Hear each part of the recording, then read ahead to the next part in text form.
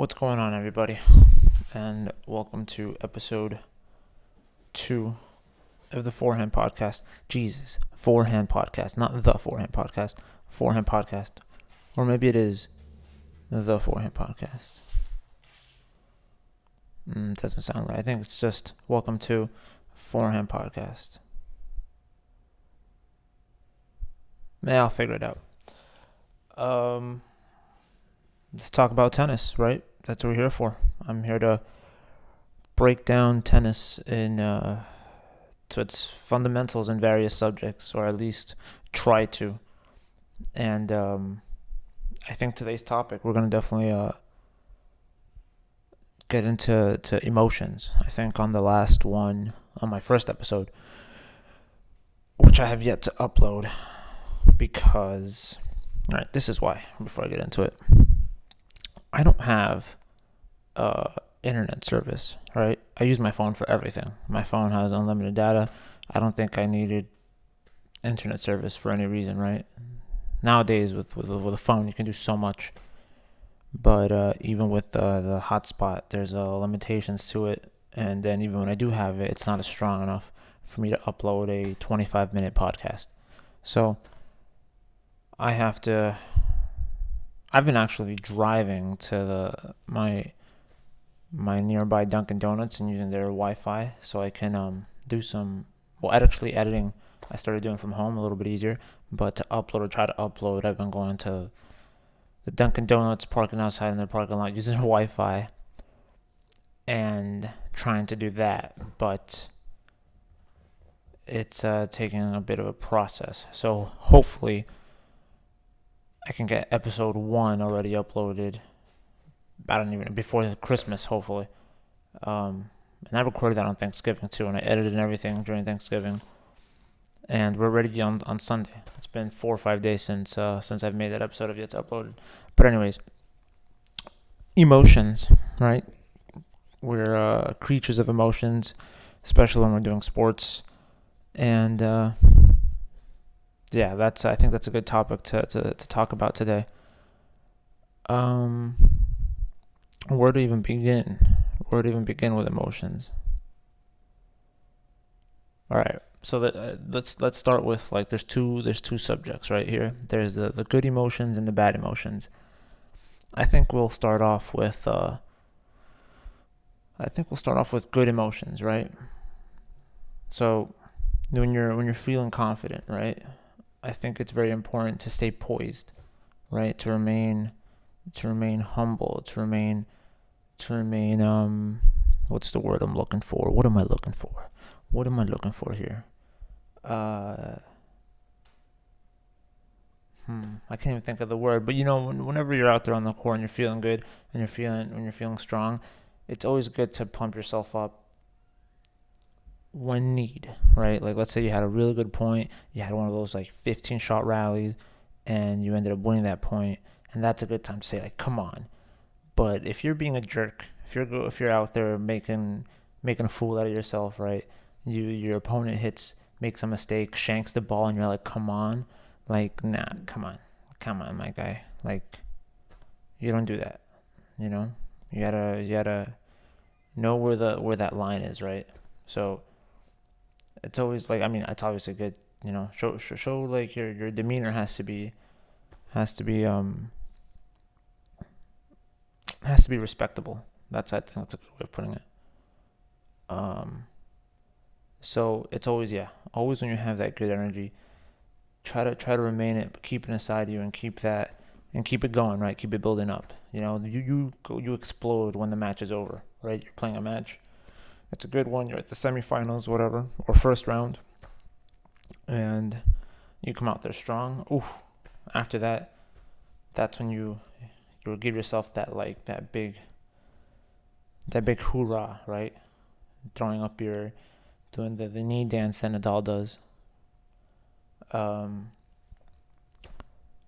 And what else can we talk about as far as good behavior? Not good behavior. The good emotions, right? The demeanor, that's one. What else is out there? Yeah, you don't want to be disrespectful. right? You never want to disrespect the other side of the net. That other person, they start making unforced errors. You don't just start, like, I've seen it happen. I remember in high school, there's some really obnoxious opponents. Um, I don't remember me having, but I remember seeing a few that were just they would just, anytime the other team made a mistake, right? They would like I don't even know why this was acceptable. Like the coaches wouldn't say anything about it. I thought this was I didn't think this was right. Like anytime the opponent, right, made a mistake, especially if it was a rivalry between the two schools, and the other side made a mistake, it was like gorillas let loose. It was unreal. Like they were throwing bananas. I don't even know what that was. Like it was. I was just like, what in the world's going on? And then same goes back to my team, right? Let's say my team. I didn't participate in this because I always saw it. I always looked at it. I was just like, I don't want to be a part. I don't want to join this because that doesn't feel right. If the other person made a team, some players in my team would go, same thing. Like apes just got loose and they're just like happy to be free. It's just all right, gentlemen, we can't do this. Like let's show some respect. I think we can do this once the match is over, once we know the outcome, right? That's another thing, right? You do all this chanting, you do all this hoorah, you do all this like banging on the fence, you start like smacking your rackets, everybody's clapping, and then like what, an hour later you find out your teammate loses. It's like, see, now you look like idiots. So how do you even get into this? All right, this is team emotions. That's what we're talking about right now. Team emotions. Here's a good one. One time, I think this is going back to like negative emotions. I remember I was playing my rival, and by all means, this guy was way better than me. He he had been playing for a long time. He took private lessons. He would go to a private club. He had been playing with who later on, like I would say 5 years later, became my mentor. So his coach eventually became my mentor for as a coach, right? For like I seeked him out. I asked him, like I want to learn. I want to do this as a coach. Like I want to know everything he knows. And I mean, this guy's a wizard. I think that's one of the best ways I can put it. But anyways, going back to my senior year, yeah. I'm playing him. He is a junior. I'm a senior, and we play that first set. We get to a tiebreaker, and then at the tiebreaker, I'm pretty sure I choked. Like I lost. I know I lost. I just don't know how I lost. And I think the best way I can put it is that I choked. Oh, that's a good one to get. Let me put that down. Let me write that down. I'm talking about choking because that's definitely emotions. Choke. Okay. So, how many minutes into this? Okay, 8 minutes. And so as soon as I lost that set, I erupted. Right, I kept myself very composed throughout that first set. But once that first set ended, I blew up. Like it was like the lid came off, and then my coach jumped over the fence. I don't know what he did. He comes as I'm walking down the court, he comes up behind me and slaps me in the back of the head, and then he's like, "Stop that." I just remember him saying that, "Stop that." I don't remember what he said afterwards, but I just remember him saying, "Stop that," because I think he smacked me hard enough. Like I lost my hearing for a moment there. Jesus, I gotta stop that. I gotta find a better way to stop blowing into the mic because I can hear it. But so yeah, that was his. I don't remember his advice. His advice just came behind me, smacked me in the back of the head. I might have gotten a concussion from that. That might be my sixth concussion. I'll tell. I think I have a good story on concussions, but I'll talk about that in a later episode or something. And and he told me to stop it. And then I guess he got me pumped up for the second set, but that faded very quickly. Second set came around, my my emotions, I guess, took the best of me, or the motivation, which I think I will do. I think that's going to be the following episode, motivation, because I think that it's its own category. There's so much that goes into motivation. But anyways, that second set, I got crushed. It was like 6-2 or something, 6-1. How did I get into the story? I'm talking about emotions, talking about team tennis. Okay. So yeah. Now let's go to bad emotions, right? I think we're gonna tie this all up towards the end. So now we're going over to bad emotions, right? That's good emotions. Learn how to self-control yourself. That's good. Be respectful. All right, bad emotions. Now, I think this one is in particular very important because we tend to react bad a lot more than we do, or it's not more evident our bad emotions, right? Something like anxiety, fear. What else is out there? Anger, frustration. It's actually it's like a buildup, right? You don't just start the match angry unless something happened before. But anyways, you don't start the match angry. You start you start feeling good, then you start getting some frustration. Some things are not going your way. Then it builds up to anger. Same thing with fear, right? You don't really just are fear at the, like, you don't have fear when you're playing the, well, you do have fear when you're playing the match. I'm saying there's an anxiety right before the match, and it builds up, and if you don't get away from it, it becomes like this fear, and that's when like your hands start getting cold, your feet start getting cold, you don't move as well, everything's going so fast, right? That's unbelievable. That's how fast that's how strong our emotions are. They play with our eyes. What's up, Cleo? Give me a second, mama. I'll give you food right now. Give me 1 second. I remember I was playing this kid from St. Peter's, and he was also another one. He was also had taken private lessons. Everybody in the I guess district knew about him. I forgot his name. Also a player that by all accounts he was supposed to win. Luckily, I overcame whatever it was during that match. I ended up winning.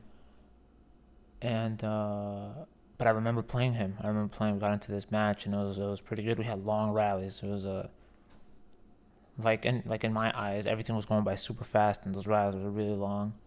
But my feet were like bricks. Like I had like clown feet. Like I could not move. It was like, I remember like running for a ball just felt like I had like ankle weights on. It was ridiculous. That's how nervous I was. And looking at it, like, when I look at my students and I see that some of them are also in that similar state when they're just playing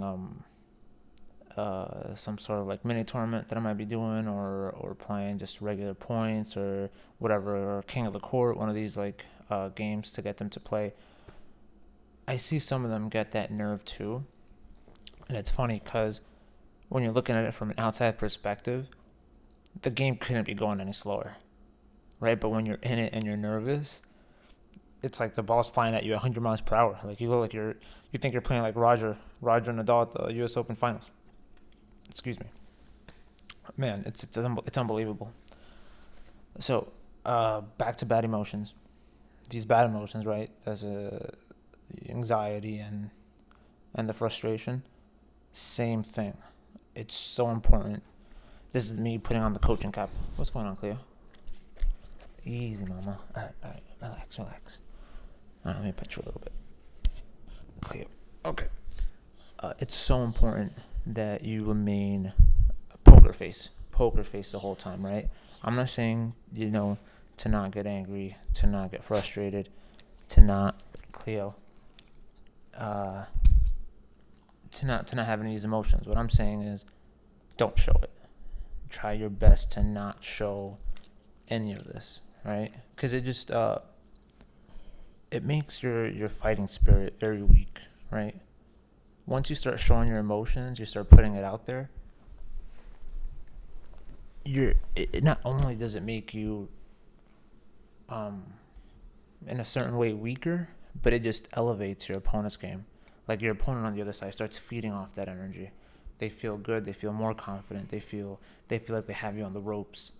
They feel like you're there with your gloves up on your head, and they're just jabbing at you, waiting for the referee to call the fight. And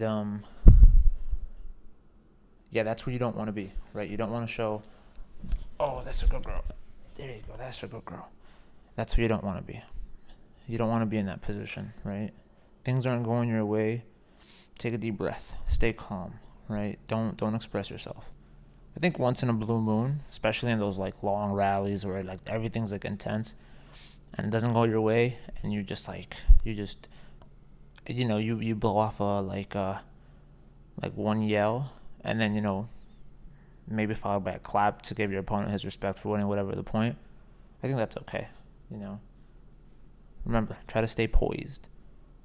But yeah, you never want to show emotion. That's the worst. That doesn't make you in any way play better. Yeah, like your demeanor. There you go. Your demeanor has to be under control.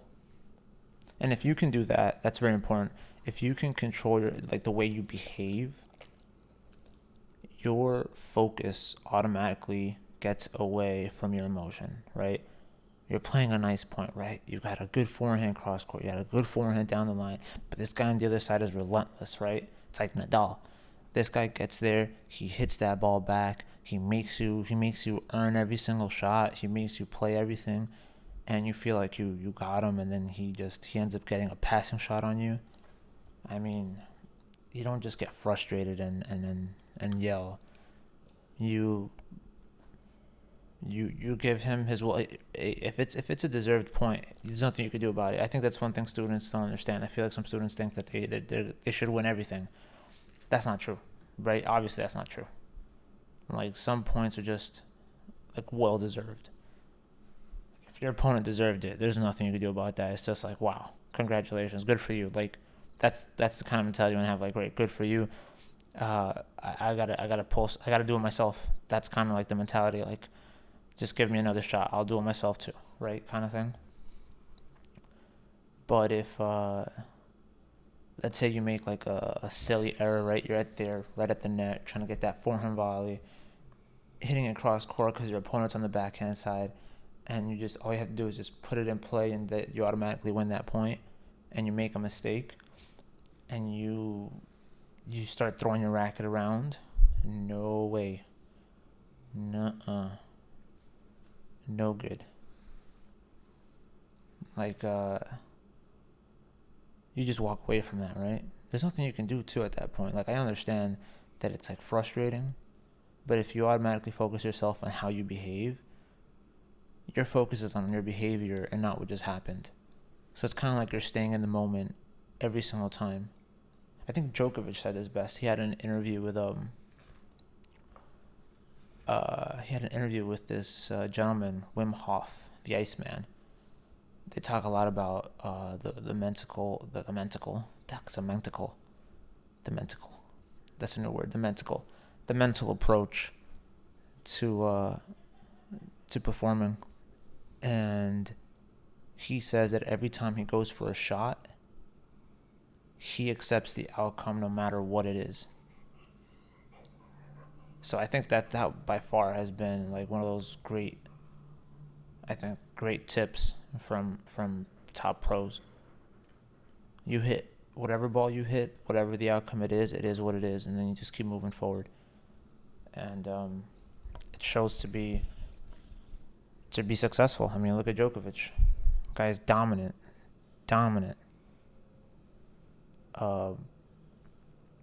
So I think that you guys should, whoever, parents, students, coaches, directors, mentors, managers, if you ever get the chance to watch that interview, they did it during the pandemic, like early stages of the pandemic, Wim Hof and Novak Djokovic. Definitely worth watching. I think it's like 30-something minutes long. I think maybe 12 minutes in, 15 minutes in, they talk about tennis. Or at least Djokovic starts talking about the tennis approach. But So here's where we find the medium ground where we put it all together, right? You want to be poised when you're feeling, when you have those good emotions, right? And you also want to remain focused when you have those bad emotions. And this is where, like, this is that middle ground, right? Where if you can really control your behavior, you become, it becomes easier to control your emotions. So I think that's very important. Um, Expressing yourself, making sure that you know how to express yourself at every part during a match. And in return, it just evolves you as it evolves your etiquette. It evolves, I guess, your humbleness. Like, you end up appreciating things, or you start looking at things in different ways, because it's like, if you can control your emotions, it becomes kind of like kind of like a, I want to say a body armor, but it just becomes, you become empowered. Like, you feel a lot better being able to do that than you did if you were to have won a match, but throughout the match you were just, being a jerk on the other side, or if you had lost the match and you were just being this big crybaby throughout the whole thing. Um, yeah, I think that that's probably a good way of putting it. Um, what else can I add? Oh, choking. Oof, this is a good one. That's what I want to talk about. So, all right. Here, a quick thing. Uh, I was, for a good portion of my first couple years of playing tennis, when I would play competitively, I would always have the, not always, I would most of the time have the advantage. I would be up 4-1, 4-0, 4-2. But whenever it came to closing out the game, I sucked. Oh my god. Oh, this is my alarm. I gotta get my day going. Alright, let me try to finish this up real quick.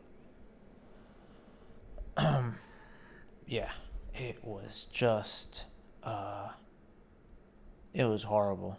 Like, if I had an overhead right above the net, I somehow managed to hit that ball back onto my side. Like, that's how bad I choked. Like, it was unreal. And that's a different thing to emotion. Like, I got ahead of myself. Like, I kind of saw the finish line before I was even there, which is why, right, trying to stay focused on your behavior at the moment is so important, because it makes you focused, right? It makes you be in the moment, right? And I sucked at it, right? I looked at the finish line, and then that as the match went on, the finish line got farther and farther, because it was 4-1, 4-2, 4-3. We're at 4-4. At that point, I'm just like, Jesus Christ! I'm letting this guy come back in, and he's gonna take that match. He's gonna win it. And then it's like 4-5, and then yeah, and then the outcome becomes obvious, right?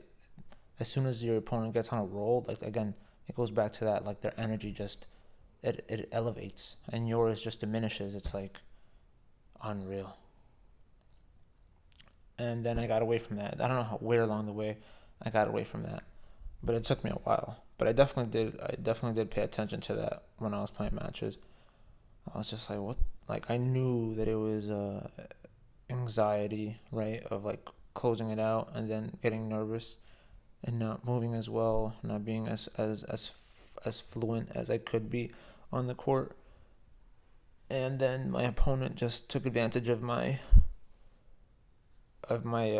inability to overcome that. And congratulations to all those guys that did that. Um, but yeah, so always control your behavior. I think that's a good one. I think I'm gonna end it there on this episode. There's a couple things that I want to talk. First, I want to say, again, if you have any questions or curious about anything regarding sports, you can just email me at forehandpodcast@gmail.com, or leave it in the comments. Um, I also have my Instagram page that I have not shared It's Alvin Granado's tennis coach. That's Alvin, like Alvin and the Chipmunks. And then, I'll just leave it in the link. I'm not going to spell it out. But there's a couple things there that I have with my students, things that I talk about, some workouts that I do. Yeah. And I usually like leaving, like on descriptions, I usually like leaving like notes, things that I think are worth sharing. Um, Actually, before I go, I want to talk about sports. What about Jesus. All right, there's a couple things. What about Mike Tyson versus Roy Jesus Christ. I can't even find the words. Roy Jones Jr., right? Look that up real quick. Yes. Great fight. I mean, for these gentlemen at their age to do what they do is unbelievable. And I think what's even better was the post fight press conference. Mike Tyson. Oh man, some of the things he says are just like the wisdom. Like you can tell there's like a lot of wisdom behind it. Um, I don't know. It's definitely worth looking into. Let's see. What am I looking for? What else do I want to talk about before I head out?